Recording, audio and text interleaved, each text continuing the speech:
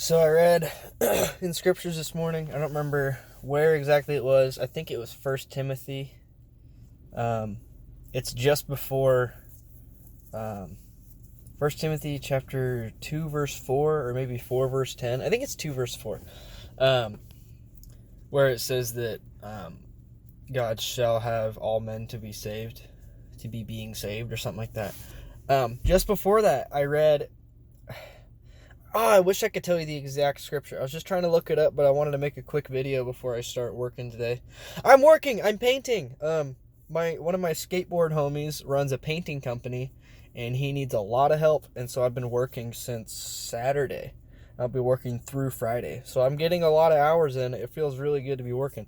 Anyways, the point of this short little video is to inform you about the knowledge that. And this is what it was just before the scripture saying that all men shall be being saved and come into the knowledge of the truth. That I'm pretty sure that's where it's at. Anyways, go check it out. I believe it's in First Timothy, one of the first 3 chapters. You'll find it.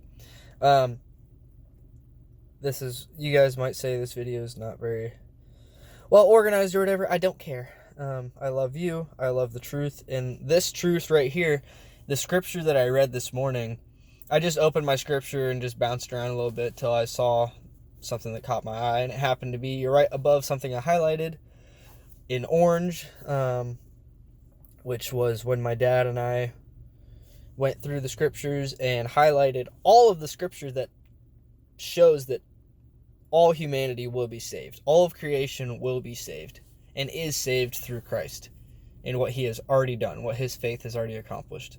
The scripture that I read said that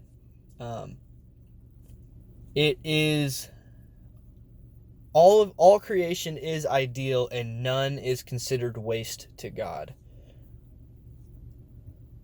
That's the synopsis. That's the summarization of what the scripture says. I want to get that into your head today as you interact with people who we deal not with flesh and blood. We battle not against flesh and blood, but the principalities, the world mights, the evil forces, the wicked forces, and there are good forces in the air too, but we don't battle the good forces. Sometimes we do. A lot of us coming out of Christendom, a lot of us who have been brainwashed by the cult of Christianity, we are aware that we had to go through such a deception to be given such a realization of faith in truth. So I just want you guys to consider that every human being that you are going to come into contact with today, they are God's. They are his. Humanity is so much greater than the evil forces that impose their wickedness upon us. And we realize that they can only do this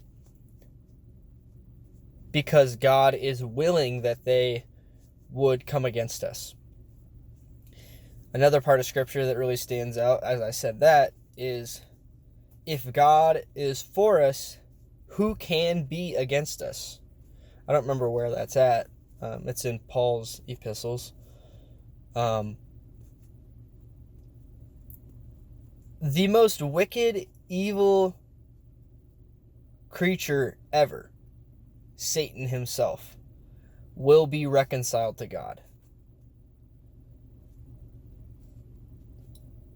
Christ's heel will be bruised, but the serpent's head will be crushed. Maybe that's already happened. I think it's already happened. In the spiritual sense, of course it's already happened. Because we know that Christ is who he says he is. And we know that Christ is vivified. He is beyond the reach of death. And we will be made just like him.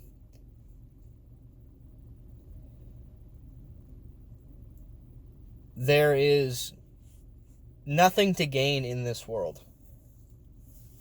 There's nothing to gain.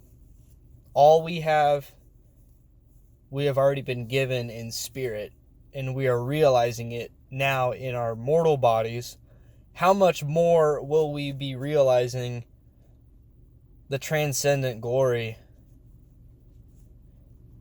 I'm going to phrase it how the scriptures say. Transcendently transcendent, aeonian burden of glory. We will be realizing that when we are made fully alive beyond the reach of death, just as Christ is. These wicked forces, they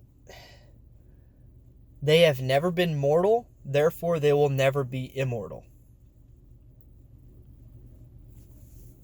They can only do what God has willed that they do, and that's a lot of wickedness. They can do a lot of wickedness. Trust me. Have you ever heard of the Holocaust? Have you ever heard of Mao Zedong? Mao Zedong, the Chinese leader that killed 50 million of his own people. Stalin himself, he starved more Russians in the world wars than he starved more Russians in World War II than soldiers that died for him under the Russian command.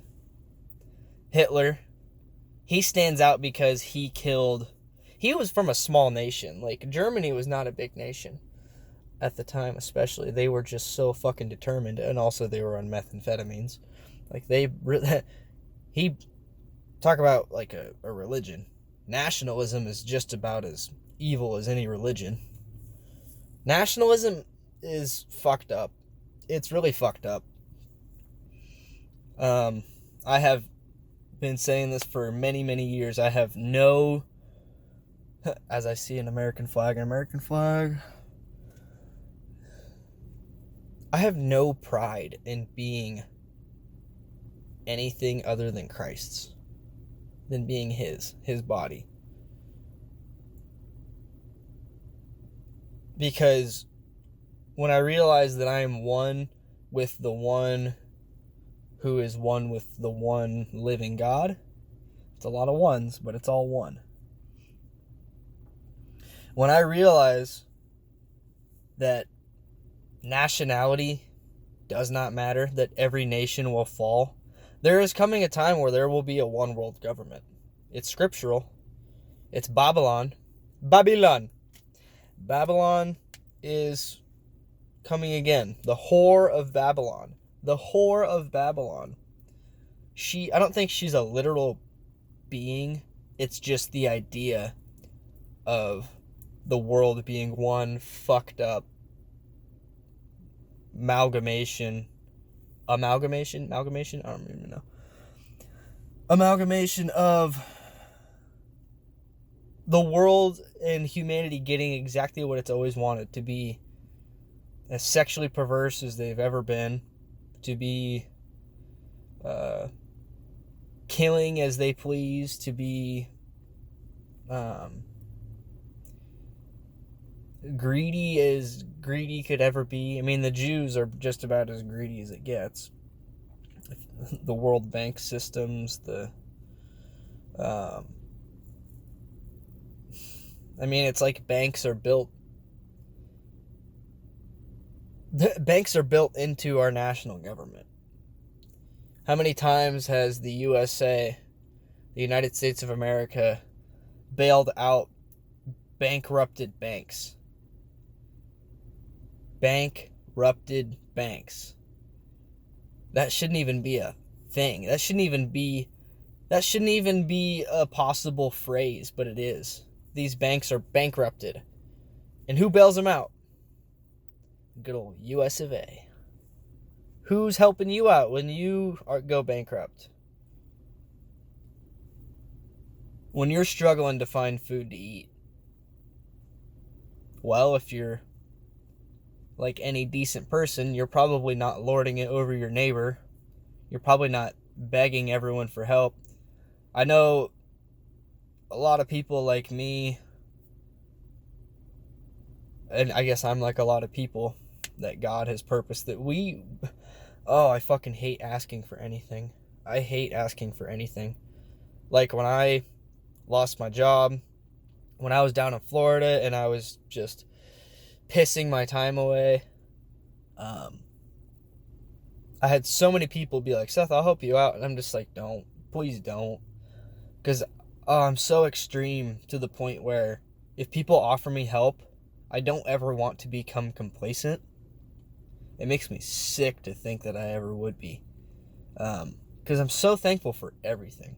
Absolutely everything. Am I more thankful than you? I'm not going to say that. Don't ever get that in your head that I think I'm more humble than you. I think I'm more thankful than you. I'm more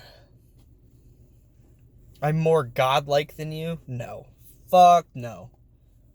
The thoughts that run through my head, I don't want you to ever deal with this shit. I have peace and love and grace in my life.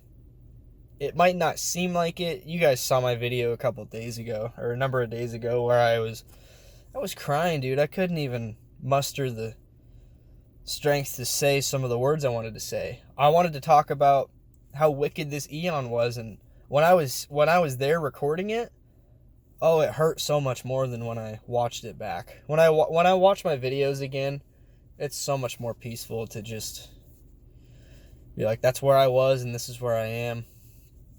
I think it's all going to be okay. All right, boss man just pulled up, so I'm going to get some work done. Peace and love and grace, and stay cruise.